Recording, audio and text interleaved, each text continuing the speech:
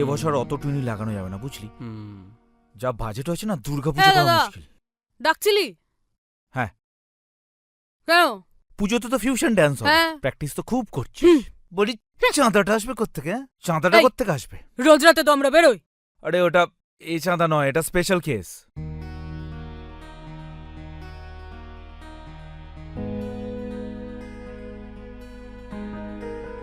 শোন, শঙ্করদার বাড়ি যেতে হবে।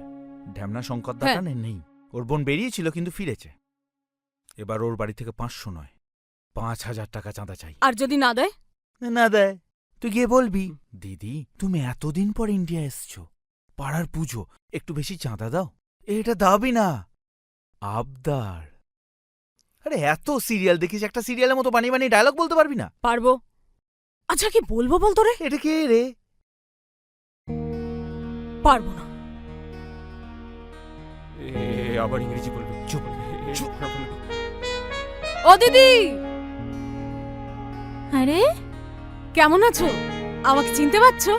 আমি তিন্নি। কত ছোট দেখেছি তোমায়। তুমি বাল্মীকি প্রতিভায় পারফর্ম করেছিলে। আর টিঙ্কু, রাইট? দিদি একটা কথা বলবো, শঙ্করদার প্রতি বছরই প্রমোশন হয়, কিন্তু চাঁদা বাড়াতে বললেই বলে হবে না, টাকা নেই। পাড়ার পুজো, আমাদের তো স্পন্সর ফন্সর নেই। আর এই কটা বাড়ি মিলে পাড়া, বলো কি করে করব আমরা? 500 টাকা কি হয় বলো তো দিদি? একটু যদি চাঁদাটা বাড়িয়ে দেয়। দিদি, টুবলাইদার ব্যাংক থাকছে অষ্টমী নবমী, তুমি একটা গান করবে? সেই কবে তোমার গান শুনেছি, মঙ্গল দিচ্ছে। দূর, আমার এখন আর অত চর্চা নেই গো। দিদি এরাই বা কোন মমতা শঙ্কর? কিন্তু পাড়ার পুজো দেখবে কোন সাহস করে দেই করে নেচে দিচ্ছে।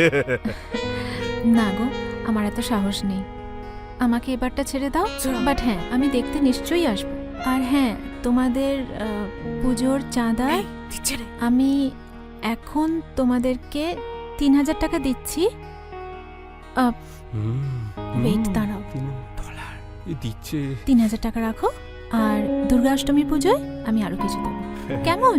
আচ্ছা, চলি আমি তাহলে। একটা কথা বলবো দিদি, একটু ডলারটা দেখতে দেবে গো? আমি কোনোদিনও হাতে ধরে দেখিনি। একটু একটু একটা।